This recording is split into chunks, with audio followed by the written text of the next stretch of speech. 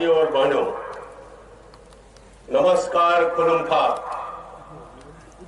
हमारे गणतंत्र दिवस की 72वीं वर्षगांठ के शुभ अवसर पर मैं त्रिपुरा के सभी नागरिकों को तथा इस समारोह में उपस्थित सभी लोगों को शुभकामनाएं एवं हार्दिक बधाई देता हूं। मैं इस अवसर पर राज्य और केंद्र सरकार की ओर से हमारे बहादुर सशस्त्र बलों के सदस्यों को भी बधाई देना चाहूंगा, जो हमारी जल, थल और वायु सीमा की रक्षा कर देश की सुरक्षा को सुनिश्चित करते हैं। 26 नवंबर 1949 को भारतीय संविधान सभा द्वारा स्वीकृत भारत का संविधान 1950 में इसी दिन लागू हुआ, जिसने हमारे भारत को प्रभुता संपन्न, लोकतांत्रिक और गणराज्य बनाया, जहां सभी नागरिकों के लिए न्याय, स्वतंत्रता, समानता एवं बंधुत्व के मूल्यों को सुनिश्चित किया गया। इसके बाद हमने संविधान के 42वें संशोधन के द्वारा देश को धर्मनिरपेक्ष और समाजवादी गणराज्य बनाया। विभिन्न बाधाओं के बावजूद मेरी सरकार ने विभिन्न मोर्चों पर कई कदम उठाए हैं, जो त्रिपुरा को समृद्ध, आत्मनिर्भर और एक आदर्श राज्य बनाने में सहायक होंगे। राज्य सरकार प्रदेश के सर्वांगीण विकास हेतु कड़ी मेहनत कर रही है। केंद्रीय प्रायोजित योजनाओं और राज्य सरकार की योजनाओं के माध्यम से त्रिपुरा के नागरिकों के समग्र कल्याण के लिए सरकार द्वारा कई पहल की गई है। मैं कुछ प्रमुख उपलब्धियों और सूत्रपातों को आपके सम्मुख रखना चाहता हूं। त्रिपुरा की 70% से अधिक आबादी प्रत्यक्ष या अप्रत्यक्ष रूप से कृषि पर आधारित है, जिसका जीएसडीपी में योगदान 17% है। फसलों में विविधता लाने और किसानों की आय बढ़ाने के लिए हाइब्रिड मक्का और उड़द की खेती पर जोर दिया जा रहा है। 15,000 हेक्टेयर अतिरिक्त भूमि पर जैविक खेती की जा रही है। स्वयं सहायता समूह के आय अर्जन हेतु कृषि मिशनरी बैंक स्थापित किए गए हैं। सरकार ने प्रधानमंत्री फसल बीमा योजना के अंतर्गत 2.6 लाख धान किसानों को खरीफ 2021 के दौरान शामिल किया है तथा 70,000 किसानों को रबी फसल के दौरान शामिल करने की योजना बनाई है। प्रधानमंत्री किसान सम्मान निधि के अंतर्गत कुल 271 करोड़ रुपए की राशि सीधे 2,26,000 किसानों के बैंक खातों में स्थानांतरित कर दिया गया है। सरकार ने किसान क्रेडिट कार्ड के अंतर्गत सभी किसानों को लाने के लिए विशेष अभियान चलाया है। इस वर्ष 81,000 किसानों का केसीसी कार्ड मंजूर किया जा चुका है, जिसके अंतर्गत 300 करोड़ रुपए स्वीकृत किए गए हैं और 200 करोड़ रुपए 50,000 किसानों को वितरित किए जा चुके हैं। किसानों तक उन्नत तकनीकी जानकारी पहुंचाने हेतु कृषक बंधु केंद्र खोले गए हैं।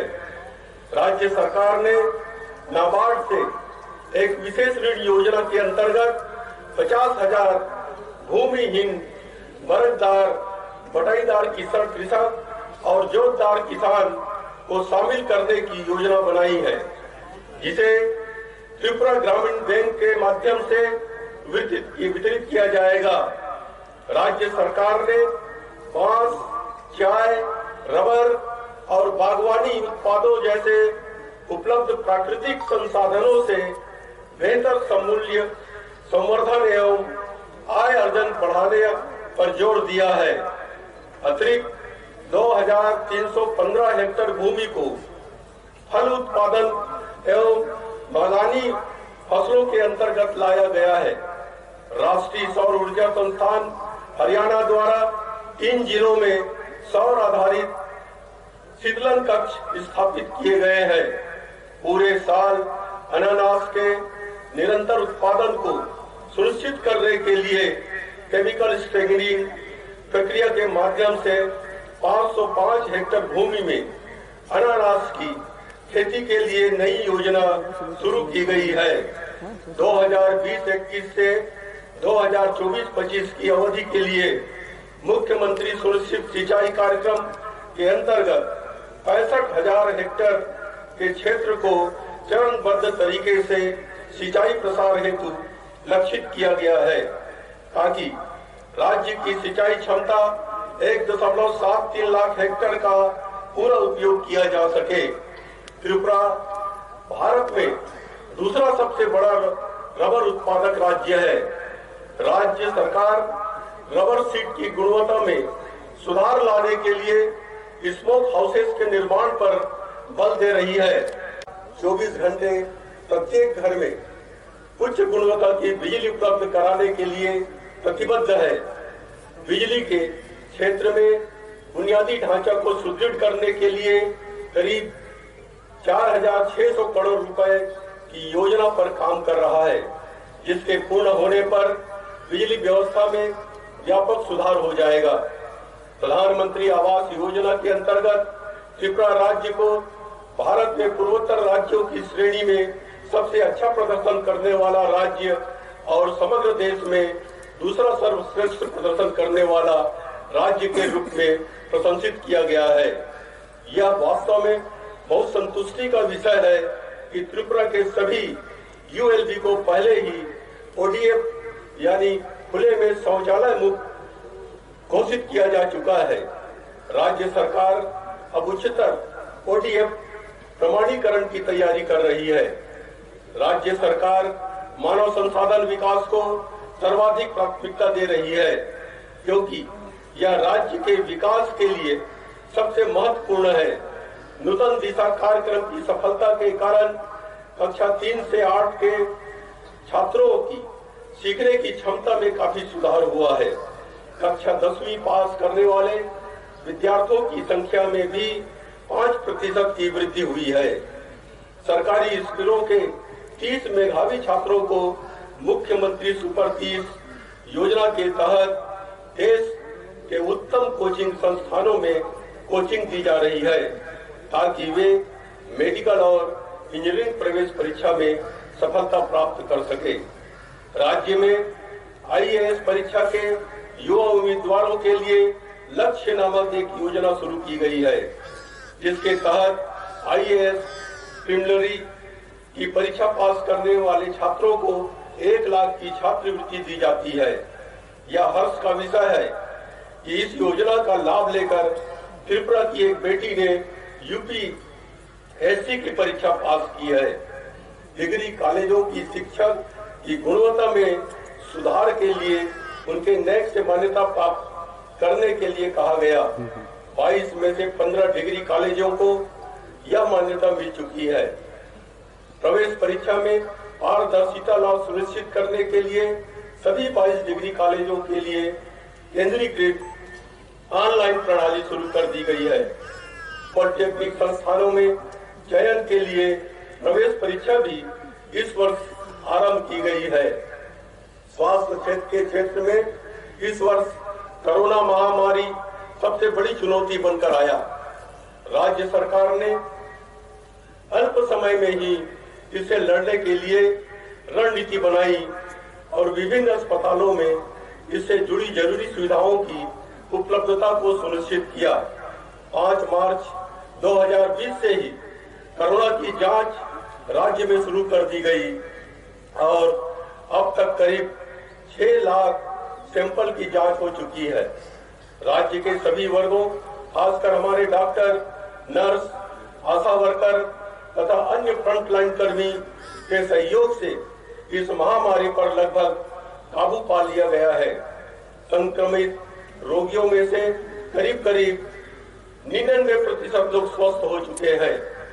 पर यह अत्यंत ही दुख का विषय है कि हमारे राज्य के 388 लोगों की मृत्यु इस बीमारी के कारण हुई। मैं उनके परिवारों के प्रति अपनी संवेदना प्रकट करता हूं। उल्लेखनीय है कि कोविड-19 के लिए भारत ने 2 वैक्सीन निर्मित करने में सफलता हासिल की है।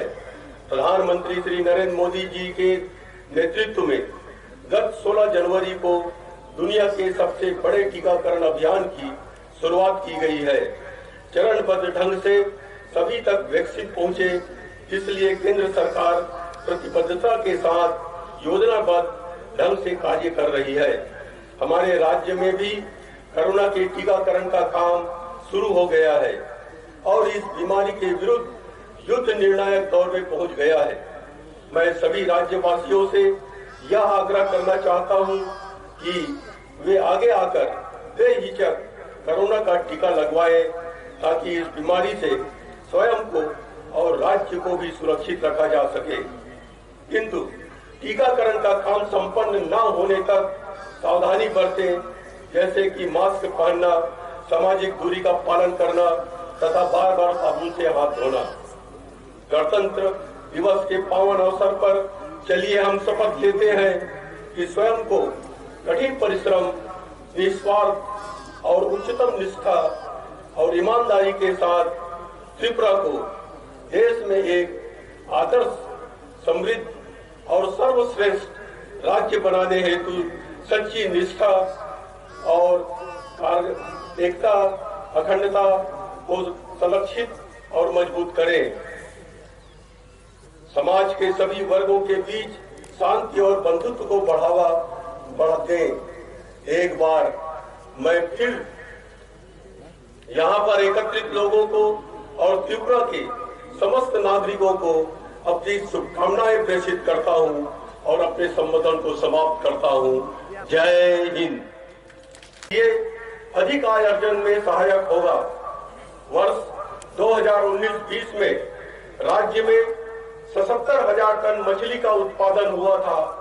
राज्य सरकार ने निश्चय किया है कि 2022-23 तक इसका उत्पादन बढ़ाकर 1,03,000 टन किया जाएगा, ताकि मछली उत्पादन में राज्य आत्मनिर्भर हो सके।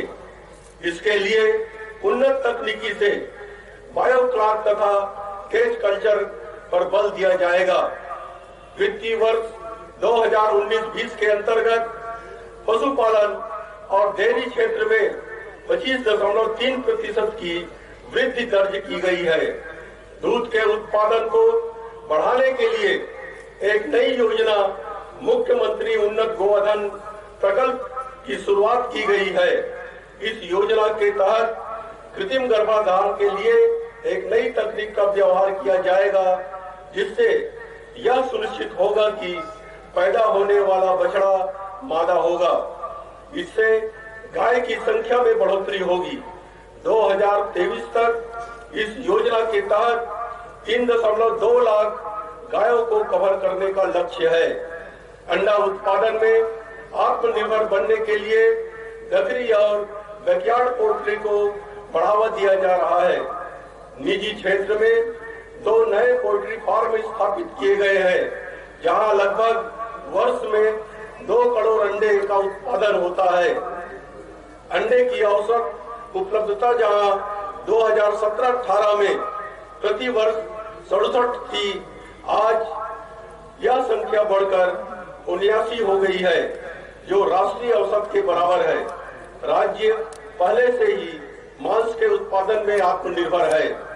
प्रधानमंत्री जी द्वारा रखे गए आत्मनिर्भर भारत के लक्ष्य को सफल बनाने हेतु आजीविका में सुधार और आय अर्जन के माध्यम से ग्रामीण लोगों के बीच आत्मनिर्भरता को प्रेरित करने के लिए एक नई योजना मुख्यमंत्री स्वनिर्भर परिवार योजना आरंभ की जाएगी, जिसके अंतर्गत ग्रामीण परिवारों को मुख्य रूप से कृषि, बागवानी, मत्स्य पालन एवं पशुपालन के लिए सहायता प्रदान की जाएगी। प्रत्येक चुने हुए परिवार को पपीता, कागजी नींबू, आम, अखरोट, मौसम्बी, अमरूद के पौधे रोपण हेतु उपलब्ध कराए जाएंगे तथा पोल्ट्री फार्म, मत्स्य पालन में बीज इत्यादि इनपुट उपलब्ध कराए जाएंगे। 16 जनवरी 2020 को भारत सरकार, त्रिपुरा सरकार, मिजोरम और ब्रू समुदाय के बीच एक ऐतिहासिक समझौते पर हस्ताक्षर किया गया, जिससे 23 वर्ष पुराने ब्रू शरणार्थी संकट को समाप्त करने में सफलता मिली है। समझौते के अनुसार लगभग 34,000 ब्रू शरणार्थियों को त्रिपुरा में बसाया जाएगा। केंद्र सरकार ने इन शरणार्थियों को बसाने और उनके सर्वांगीण विकास के लिए लगभग 600 करोड़ रुपए का पैकेज स्वीकृत किया है। राज्य सरकार ने नवंबर 2018 में अटल जलधारा मिशन नामक एक नई योजना शुरू की थी, ताकि वर्ष 2022 तक हर घर में शुद्ध पेयजल सुविधा सुनिश्चित कराई जा सके। अब तक राज्य के ग्रामीण क्षेत्रों में करीब 8 लाख घरों में से 1,73,000 घरों तक पाइप द्वारा जल आपूर्ति की सुविधा उपलब्ध कराई जा चुकी है। राज्य के नगरीय क्षेत्रों में 2.1 लाख परिवारों में से 98,000 परिवारों को पाइपलाइन से जल पूर्ति सुविधा प्रदान की जा चुकी है। राज्य सरकार का प्रयास त्रिपुरा को औद्योगिक और व्यापार गतिविधियों के लिए एक पसंदीदा स्थल के रूप में परिवर्तित करना है। पश्चिम त्रिपुरा में खैरपुर में बोधजंग नगर और आर के नगर औद्योगिक विकास केंद्रों में भौतिक आधारभूत संरचना को उन्नत किया जा रहा है। अगरतला में मौजूद एकीकृत चेक पोस्ट के अलावा एक और एकीकृत चेक पोस्ट को सबरूम में स्थापित करने का प्रस्ताव है, क्योंकि यह फेनी नदी के सेतु पूरा होने के बाद भविष्य का सबसे व्यस्त भूमि बंदरगाह होगा। एक और ICP Agartala Akhaura rail link के निश्चित जंक्शन में स्थापित करने का प्रस्ताव है। वर्तमान के श्रीनगर और कमला सागर के 2 सीमा हाट के अतिरिक्त धर्मनगर और कमलपुर में 2 नवीन सीमा हाट स्थापित किए जा रहे हैं। विशेष क्षेत्र एसीजेड सबरूम में स्थापित किया जा रहा है, जो निर्यात और आयात को और बढ़ावा देने के लिए निवेशकों को अनुकूल बुनियादी ढांचा प्रदान करेगा। एसीजेड की आधारशिला 11 सितंबर 2020 को रखी गई। फेनी नदी मैत्री सेतु पर पुल चढ़ाव के बाद साथ बंदरगाह संपर्क के समर्थन हेतु पूरा होने के करीब है। पुल के पूरा होने पर व्यापार और वाणिज्य के अवसर बढ़ेंगे, क्योंकि चढ़ाव बंदरगाह का उपयोग करके समुद्र मार्ग से माध्यम से त्रिपुरा अन्य क्षेत्रों से जुड़ जाएगा। 23 जुलाई 2020 को हल्दिया बंदरगाह कोलकाता से कंटेनर कार्गो चटगांव बंदरगाह के माध्यम से अगरतला पहुंचा था। भारत और बांग्लादेश के बीच माल परिवहन की सुविधा के लिए अगरतला अखौरा रेल लिंक निर्माणाधीन है, जिसके मार्च 2021 तक पूरा होने की उम्मीद है। इस रेल लिंक पर निश्चिंतपुर में रेल यार्ड भी निर्माणाधीन है।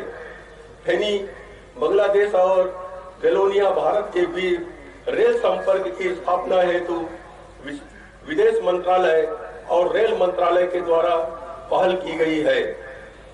एमबीबी हवाई अड्डे पर आधुनिक विशिष्ट सुविधाओं के साथ एक समकालीन नई एकीकृत टर्मिनल बिल्डिंग पूरा होने को है। यह अंतर्राष्ट्रीय उड़ानों की मेजबानी के लिए एमबीबी हवाई अड्डे का मार्ग प्रशस्त करेगा।